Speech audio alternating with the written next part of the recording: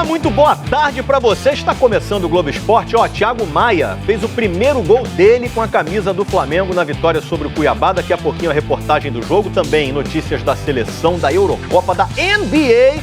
Mas eu começo mostrando uma justa homenagem. O Botafogo inaugurou uma estátua da grande atleta olímpica e torcedora do Botafogo, Aida dos Santos. Uma estrela solitária. Era a única mulher da delegação e a única representante do atletismo. Aida dos Santos foi a única mulher da delegação brasileira que participou dos Jogos Olímpicos de Tóquio. Em 1964, viajou sem técnico, sem equipamento e ainda assim conseguiu um heróico 4º lugar no salto em altura. Lá eu fui uma estrela solitária mesmo. Ano passado, a história de Aida apareceu na frente do artista plástico Rodrigo Pedrosa e ele decidiu homenageá-la com um busto de bronze. Meu trabalho de arte foi doado, porém a produção do bronze tem um custo muito alto. Então a ideia foi fazer uma vaquinha virtual. A vaquinha deu certo e o busto foi inaugurado ontem, em General Severiano. Aida era atleta do Botafogo quando conquistou a vaga olímpica em 64. Eu fiquei lisonjeada, né? Porque sendo dentro do Botafogo, né? O clube que eu torço, né? 57 anos após o feito de Aida dos Santos, os Jogos Olímpicos voltam para o Japão, mas num contexto completamente diferente, em que as mulheres agora são protagonistas no Brasil. Pela primeira vez, as atletas brasileiras têm mais chance de conquistar medalhas do que os homens. Segundo o COB, são entre 15 e 20 mulheres com potencial de subir no pódio. Até hoje, das 129 medalhas do país em Olimpíadas, 28 foram de mulheres. Uma delas, da filha de Aida, a Valesquinha, campeã olímpica de vôlei em Pequim 2008. Quando você é pioneira, né, acho que você deixa um legado, né, de perseverança, persistência, né. O legado de Aida dos Santos está eternizado. E na história do esporte brasileiro, ela não brilha solitária. E poder ver que isso está representado num busto do lado do Garrincha, do Nilton Santos, gente, é só craque, né? Uma homenagem em vida, né? Vale muito. Na Série B, o Botafogo entra em campo amanhã contra o Avaí, lá em Florianópolis, às 9 da noite. Jogo exclusivo do Premier. E o podcast GE Botafogo fala da boa fase do Chay, né? O Chay tá jogando muito e discute a necessidade de contratar um novo lateral esquerdo depois que o PV saiu vendido para o Internacional. Na Série B, o Vasco está num modesto 9º lugar, mas sobe na tabela no quesito disciplina ou indisciplina. Vice-líder nos cartões vermelhos, foram 3 jogadores expulsos em 8 jogos, só atrás do Cruzeiro. Na média dos cartões amarelos, a equipe está na 4ª posição com 24 atletas punidos em 8 partidas. Ontem, o Globo Esporte mostrou que a derrota para o Goiás deixou o time com 5 desfalques por cartões. O Vasco já teve também o técnico Marcelo Cabo e o auxiliar dele, o filho Gabriel, expulsos contra o Brasil de Pelotas. O que tem acontecido com o Vasco tem acontecido com vários times da Série A e Série B, porque a orientação é que os árbitros sejam mais rigorosos com as reclamações em campo e no banco de reservas. As suspensões provocam mudanças a cada rodada. A gente tem um elenco que vai me propor montar uma equipe competitiva para que a gente possa buscar nossa 3ª vitória consecutiva dentro de casa. A 3ª vitória consecutiva em casa pode ser conquistada amanhã contra o Confiança. O Vasco venceu o Brusque e o CRB nas últimas partidas que disputou aqui em São Januário. Um alívio para um time que perdeu 6 pontos importantes no próprio estádio, bem no início da Série B. Derrota na estreia para o Operário e depois para o Avaí. Agora tem Confiança e Sampaio Corrêa pela frente, também em casa. Hora de confirmar a reação como mandante e com mais calma para evitar tantos cartões.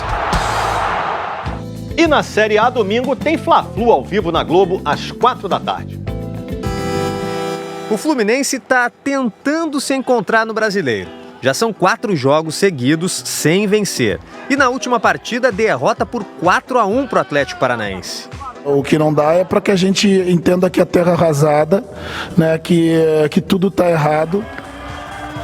Nem tudo. mas encontrar o companheiro em campo... Em média, o Fluminense é o terceiro time que mais erra passes por jogo. Só à frente do Ceará e da Chapecoense. David Braz jogou a bola pro Marcos Felipe. Ele isolou, mas jogou no pé do Claudinho para conclusão do Lucas Evangelista. E olha que o Fluminense não costuma ficar muito com a bola não, hein? É o quinto time com menos posse de bola no campeonato. E domingo o clássico é contra o Flamengo, que tem a maior média nesse quesito. Flamengo e Fluminense são modelos bastante diferentes de jogo, né? O Flamengo se sente confortável tendo a bola. O Fluminense é um time que fundamentalmente não depende de ter a bola por um longo período. Não há muita mudança a fazer do ponto de vista de estrutura, né? O que a gente precisa fazer é recuperar os jogadores, né, do ponto de vista emocional. A última vitória foi contra o Santos, na quarta rodada. Na ocasião, o Fluminense chegou ao quinto lugar, a sua melhor posição até agora no campeonato. Contra o Flamengo, o Fluminense terá um teste decisivo, para saber se esse estilo de jogo ainda pode dar os resultados esperados. O Bragantino, que é o líder do Brasileirão, ficou no 0-0 com o Ceará, já emplacou 4 rodadas na ponta das 8 que foram disputadas até agora, né? Lembrando que o Atlético Paranaense tem um jogo a menos e o Flamengo tem 2 jogos a menos. Próximo bloco, vitória do Flamengo com o primeiro gol do Thiago Maia pelo clube e o que o tenista Nick Kyrgios foi falar com a torcedora durante um jogo importante de tênis.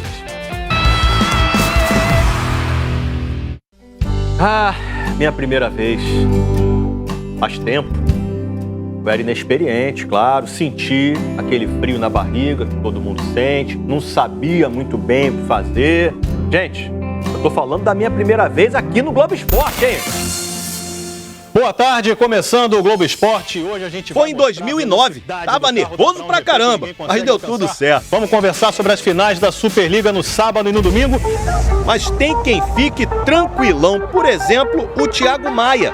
46 do segundo tempo e chute no cantinho pra decidir o jogo. Assina Thiago Maia, assina que o gol é seu. Primeiro gol dele pelo Flamengo em 1 ano e meio de clube. Vamos ser justos também, né? O Thiago Maia ficou 7 meses sem jogar depois de romper os ligamentos do joelho esquerdo. Essa foi só a segunda partida dele depois da cirurgia. Não é fácil ficar 7 meses fora, mas eu tive apoio da minha família, dos meus amigos. O Flamengo começou bem demais. Ganhou a bola no ataque, Bruno Henrique achou o João Gomes e dele pro Pedro. João Gomes pro Pedro, lá dentro!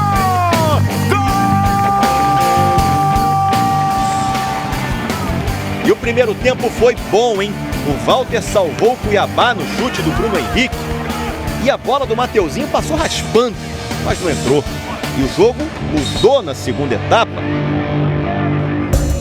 Logo no início, Danilo Magalhães perdeu cara a cara com Gabriel Batista. Olha aí o Cuiabá na cara do gol! Perdeu! O Flamengo reagiu com esse chute do Vitinho. O Michael tocou no rebote e a bola quase sobrou pro Pedro. Aí o Diego se machucou, precisou sair. O Rogério aproveitou para tirar também o João Gomes. E foi quando entrou o Thiago Maia. Mas o time caiu muito. O João Gomes no intervalo estava um pouco cansado, falou para mim que estava sentindo um pouquinho. E principalmente na hora que eu vi o Diego tendo que sair de maca, que não voltaria, o médico fez sinal da troca. Eu também tenho que pensar no meu próximo jogo, né? Domingo tem Fla-Flu, é verdade. Mas contra o Cuiabá, tava longe da parada tá resolvida, hein? Essa aí entrou, mas o juiz já tinha parado antes por impedimento do Paulão no meio da área. O Cuiabá cercava, mas não levava tanto perigo. E o Flamengo matou o jogo naquele gol lá do Thiago Maia. Passe na medida do Rodrigo Muniz, 2-0. Aí, primeira vez do Thiago Maia. E você, hein? Qual foi a última vez que você fez alguma coisa pela primeira vez? O técnico Rogério Ceni após a vitória em cima do Cuiabá. Coloca aí. Ver o Flamengo vencer pela primeira vez aqui, acabando com 6 garotos, mas tendo utilizado até mais, porque o João Gomes também é formado na base, tudo, né? Um time bem jovem, um time com uma média de idade baixa, principalmente do meio para frente, onde a gente tem, né, poucas opções que a gente vem repetindo em todos os jogos.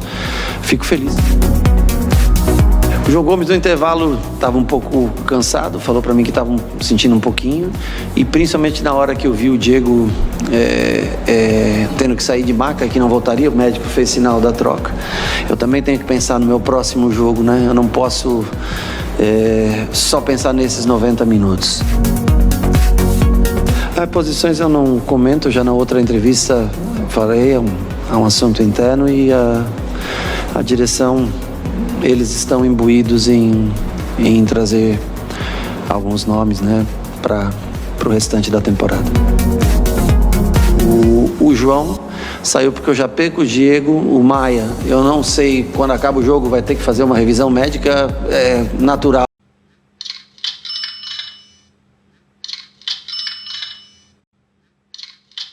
Você quer trabalhar usando o seu celular e a sua internet? Clica aqui no link aqui embaixo, olha os resultados dos alunos aparecendo aqui.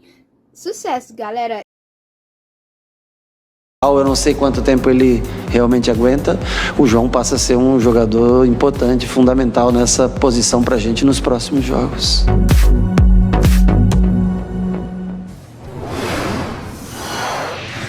Na tela, os substitutos de Gerson, que fizeram boa partida na vitória contra o Cuiabá. O João Gomes, 57 minutos, 92% de acerto nos passes e 2 chances criadas, foi o líder nesse quesito no Flamengo, e assistência, claro, para o Pedro. O Thiago Maia, 33 minutos, acima ali dos 92% de acerto nos passes e autor do segundo gol. E aí eu chamo já para o papo o Pedro Henrique Torre, que acompanhou, claro, toda a partida, a vitória do Flamengo. Mas, Pedro, bom dia para você. E é assim, Flamengo venceu. Será que dá pra gente imaginar um clima tranquilo, paz? Pelo que eu entrei nas redes sociais, mesmo assim tem gente xingando bastante. Bom dia para você. Bom dia, Mari. Bom dia, Bruno, Marra, Rafael, todos os amigos do Sport Center. Olha, a gente pode dizer que estamos num ano olímpico, né? Apesar de ser alternativo aí por conta da pandemia, mas um dos esportes olímpicos favoritos da torcida do Flamengo, ou de parte dela atualmente, é dar uma malhada no Rogério Ceni, seja com vitória ou com derrota. Isso aí não importa. Isso daí sempre tem uma malhadinha no Rogério Ceni, seja com qualquer resultado. O Flamengo de fato ontem fez até um bom primeiro tempo, né? Mas no segundo, de novo, muito abaixo mesmo. Aí tem até razão o pessoal fazendo aquele esporte favorito de criticar bastante o técnico, porque, de novo, muita desatenção ali, principalmente no iniciozinho. Danilo perdeu uma chance muito cara a cara com o Gabriel Batista ali, quase repetiu aquele susto que teve contra o Fortaleza, tomou o gol com 15 segundos, com o David fez no Maracanã, por exemplo, e o Flamengo sofreu bastante nesse segundo tempo, muita gente suando frio ali, porque por mais que o Flamengo tenha vários desfalques em seleção brasileira, o Arrascaeta no Uruguai, Isla no Chile, não é para passar tanto sufoco assim como o time passou no segundo tempo, porque por mais que a chance do Cuiabá tenha sido de fato essa ali, ficou aquela sensação ali de que a qualquer momento poderia sair, escapar uma bola ali, e a defesa do Flamengo, esse foi um ponto até talvez positivo, suportou ali bem para não deixar que de fato acontecesse algum perigo maior no segundo tempo. E aí teve aquela escapada no final ali com o Rodrigo Muniz, o Thiago Maia, 7 meses depois da lesão, quase 8 meses, fez o gol redentor ali, o Flamengo garantiu esses 3 pontos muito importantes. Mas a queixa maior, Mari, em relação ao Rogério Ceni, me parece que foi na retirada do João Gomes de campo, que vinha fazendo uma boa partida, mas ele saiu junto ali no iniciozinho do segundo tempo, né, 11 minutos, e ele depois explicou. O garoto, de fato, ele não está muito acostumado a jogar 90 minutos, assim, ainda subiu no ano passado e tal, ele vem se desgastando, e o Rogério Ceni está tendo que balancear com esses desfalques e a sequência. Como ele disse, ele perdeu o Diego, uma entorse no joelho esquerdo, vai ser reavaliado hoje, muito provavelmente fora do Fla-Flu. Então ele está tendo que medir os passos que ele vai ter que dar com esse elenco até a volta do pessoal ali da Copa América, principalmente. E claro, ele está torcendo aí, cruzando os dedos por reforços depois que perdeu o Gerson. Então, mas aí em cima do que o Pedro falou, Marra, tem duas correntes. Eu vou falar assim, o torcedor mais crítico está falando, como o Pedro citou agora, poxa, não era para ter sido dominado pelo pelo time do Cuiabá, mesmo com esses desfalques. Mas como o Pedro também falou, o mais otimista fala assim, mesmo com tantos desfalques, o time tem ali seus 12 pontos e está entre os favoritos. Quer dizer, quando a turma toda voltar, aí ninguém segura o Flamengo. De que lado que você está aí, Mar? Não, eu entendo claramente que a questão é uma questão de boa ou má vontade. Porque se você quiser criticar, é possível criticar. Se você quiser entender a situação, é um caminho mais aceitável, né, gente? Eu estou mais no caminho do aceitável. Porque vai ser, é o inferno a vida, né? É o inferno, porque ele ganha título, tudo. Agora, ele é um técnico que vai cometer erros. E para mim, a grande questão é, o 2019 foi ontem, entende? A figura do Jorge Jesus, ela vai ficar ali por perto. E o Rogério vai ter que trabalhar, não tem jeito. Eu não tenho mal. Qual seria a solução? O Jorge Jesus declarar, não quero voltar, não voltarei nunca. Ele não vai fazer isso, gente. Ele é grato ao Flamengo. Tem um que fala que vai. Tem um que eu sei que fala que vai. E acho que a sombra é maior do que a sombra do JJ. O Renato? Não tem uma sombra ali, Pedro? Não, maior que o JJ não tem sombra maior. Não, mas a torcida, não sei se hoje o torcedor tem esperança do JJ voltar. Mas que o torcedor, quando critica o Ceni, tá olhando pro Renato, não tá, Pedro? Olha, Bruno, acho que não, hein? Eu acho que não. Acho que criticar o Rogério é mais um hobby mesmo, que como eu disse, virou quase uma simpatia de muita gente. Assim, psicologia reversa, Pedro. Exatamente. Virou algo assim, quase uma simpatia. Tá dando certo, né? Tem conquistado títulos, então vai criticando o Rogério, que tem dado certo. Mas para trazer o Renato, não vejo não. Até porque a diretoria do Flamengo também não é muito simpática a ideia do Renato vir para o clube, não. E o Renato, acho que até, se eu não me engano, sabe muito bem disso. Então não vejo muito essa sombra do Renato no Flamengo para o Rogério Ceni nesse sentido, não.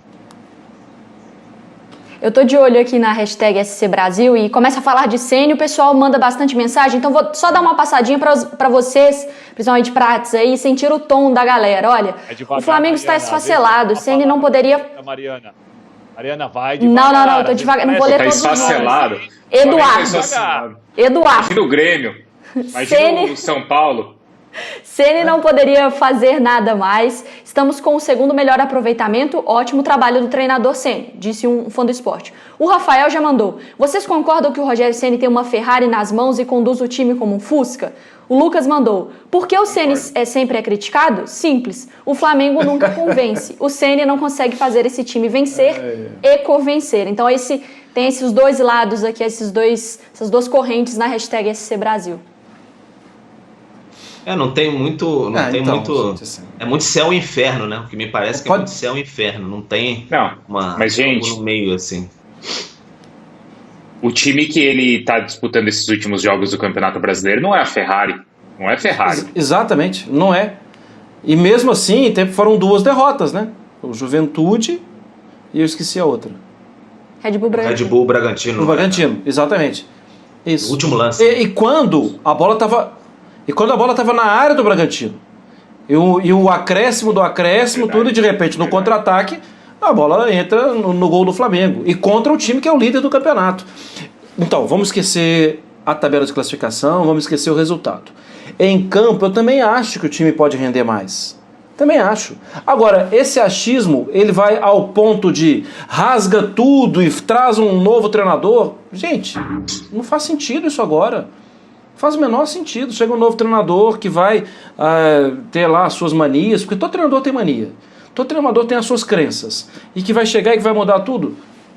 Então, assim, eu não vejo coerência, entende? Como disse o Pedro, nesse arremesso de Ceni, que é o jogo olímpico, né? Os Jogos Olímpicos, né? Nesse arremesso de Ceni, a melhor coisa que tem, acho que é aguentar e ficar com ele lá quietinho no lugar dele. Então, porque vamos contextualizar, Pratos, essas 2 derrotas do Flamengo, que o Marra lembrou. Ele perdeu para o Red Bull Bragantino, que muita gente perdeu, quando ele estava querendo ganhar o jogo, certo? No acréscimo dos acréscimos, dos acréscimos, dos descontos. Que o Marra fala de desconto também, né? Que ele é mais raiz também. E a do Juventude com um gramado daquele jeito. Então você tem um contexto também nas 2 derrotas, não tem, Pratos? Tem, claro que tem, Bruno, mas é o que os companheiros estão falando aqui, né? A avaliação é muito pessoal. Se você não gosta da figura do cidadão, você dificilmente vai ser convencido de que o trabalho do cidadão é bom porque você não gosta dele. Né? E o contrário também acontece. Você muitas vezes é simpático à figura de um cidadão, por mais que ele tropece ali, cometa erros no meio do caminho, se a figura do cidadão é simpática, você vai aliviar, você vai ter uma tolerância maior. E no caso de parte da torcida do Flamengo, isso não acontece. O próprio Renato ali O Flamengo não gosta do Rogério. Grêmio. É claro que ele... Então... É claro que o Renato ali conquistou muita coisa, então ele tinha muito crédito também com a torcida do Grêmio, mas no final era muito isso, né? A figura é muito forte, né, Prats? É isso, não tem como, porque a avaliação pessoal ela tem um peso muito grande, e aí é aquela história de que se acontecer tudo certo, o mérito dele é mínimo, e se acontecer tudo errado, a culpa dele é máxima. E aí você não tem como sair disso. E o Rogério, me parece que, apesar de ter pouco tempo da carreira de técnico, está no futebol há muito tempo. Não acho que isso fará o Rogério Ceni mudar comportamento, rever algumas coisas que ele pense. Não, eu acho que ele está calejado quanto a isso. Pedro, muito obrigada por todas as informações. Bom trabalho para você. Valeu, Mário. Lembrando que, ressaltando agora, o Diego vai ser reavaliado, como eu disse, nessa tarde no Ninho do Urubu.